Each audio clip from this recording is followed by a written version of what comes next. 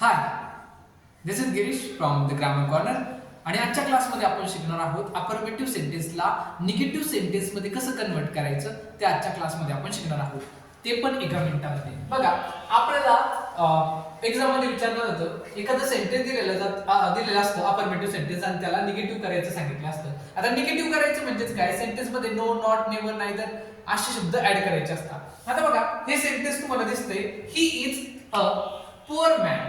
हे सेंटेन्स आहे, या सेंटेन्सला आपल्याला निगेटिव्ह करायचंय, पण याचं मीनिंग आपल्याला चेंज करायचं नाहीये. मग ते कसं करायचं बघा, अतिशय सोपं आहे. हा जो सब्जेक्ट आहे आपण जसंच्या तसं लिहिणार, हा हेल्पिंग वर्ब आपण जसंच तसं लिहिणार आणि याला आपण काय करणार माहिती का, नॉट ऍड करणार. काय ऍड करणार? Not. He is not.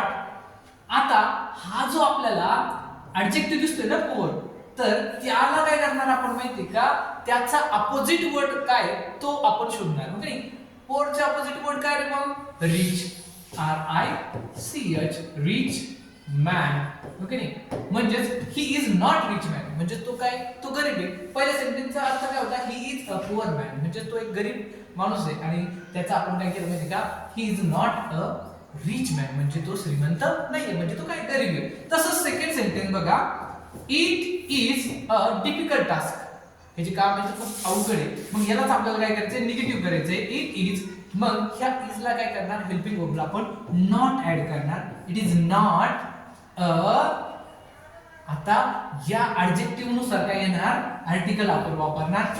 डिफिकल्टच्या opposite word काय रे बाबा, इझी टास्क. अतिशय सोपं असते आणि असं बनवायचं आपल्याला negative sentence. Thank you so much guys. Like, share and subscribe for more updates.